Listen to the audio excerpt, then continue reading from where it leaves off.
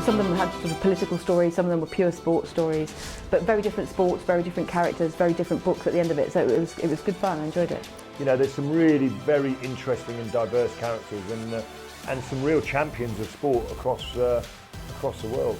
It's a very good collection of books. It's a very different collection of books, but there were some that, you know, as ever, I wouldn't have necessarily picked up without being part of this process, and actually really went on to enjoy.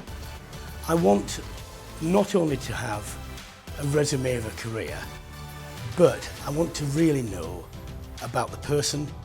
I want to know why he or she is driven the way they are, why they react to certain things in the way they do, why that person, he or she, turned out to be the person who achieved. What I wanted to present with this particular book is the awareness of what it was like to be a Formula One Grand Prix driver and the actual physicality of driving a Formula One car, and transport the reader into the car, qualifying and racing.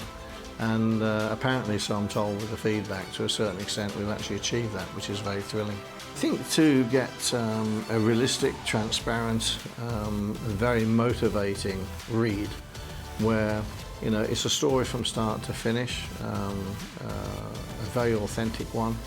It's a bit of a roller coaster, but there's a message all the way through. I said, when I was growing up, I said, we lived in Water Street, Accrington, in a terraced house, and we had an outside toilet. We didn't have a bathroom, and we had this tin bath. And every Friday, this tin bath come out in front of the fire. It was filled up with water.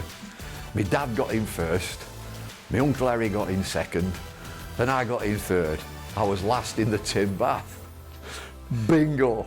That's the name of the book. So it started off as real light-hearted and a bit of fun, and we went from there, and we had some fun. I really admire people who write books for a living, because it's an awful lot of work, and unless you're J.K. Rowling, it's not a lot of money. Well, I hope they'll take away that, well, I'd like them to take away that I did a reasonably good job, because, you know, I hope I did, I think I did. But above all, that it will eliminate misconceptions. There are an awful lot of things on the web that are simply not true, and I put a lot of them right, I think, in the book. I can't deny that it was an interesting life to live, and so if I've done even a half-decent job of telling it, it was an interesting life to read. When Avery came to me and came to my management as well and said we want to do an autobiography, my first reaction was, look, I did an autobiography when I was 23. Well, that's when you should do one, when you've really had a life. What's the point of doing one when you're older, when you've got a life? Okay, so I said, well, yeah, I said, a lot of hard work, and also, you know, I don't know if the story's good enough. Fortunately, my mother had kept very detailed scrapbooks of everything she could lay her hand on, which were invaluable to Lance Hardy when he was writing. So it doesn't rely on my memory, which is rubbish, because you do get quite skewed memory of things. I thought I won the '85 final, but apparently in the book I didn't. Dennis beat me.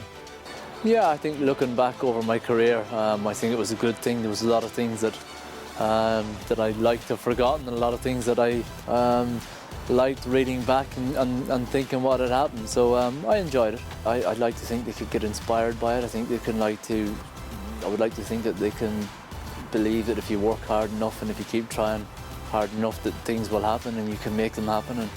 And you know, I definitely felt it throughout my life. It was an interesting, exciting journey, really. I was surrounded by very good people, you know, the publishers, the writer, Don, and also Paul Joyce, who gave us a touch as well. So it was fun going over the nice parts, you know, the highs and, you know, all the trophies and the good experiences I've had in my career. But it was also emotional going across the lows and the things that have gone against me. You know, I've had some cruel lows along the way as well. And Don was fantastic at, you know, gauging my mood and taking me to places where the book needed to go. So it was an interesting journey as well. For me, this year was difficult in a different way to last year, because there were 2 or 3 books that were quite close. I think that was the hardest bit of the judging, was that you've got 6 very different books written by people at very different stages in their lives and their careers, and I think that always makes it a challenge because they're telling completely different stories. If you're a football fan, you know, you're going to absolutely love Steven Gerrard's book. If you're a snooker fan, you're going to absolutely love what Steve Davis has got to say. You know, Formula One, Nigel Mansell. Oddly, actually, I really enjoyed the Gerrard book. I'm a Chelsea season ticket holder, so I didn't expect to enjoy it at all, and I really enjoyed it. I also love Bumble's book. I thought that was a great read as well, and I thought they did a particularly good job in getting him and his character to come through very strongly in the pages. I was fascinated with the Max Mosley story. And I enjoyed the early stuff about his parents, all the subsequent tabloid tales at the end. I thought it was a really good, strong book, and he was older and had a bigger story to tell, it felt to me. And he told it well, simply and elegantly, and I enjoyed that.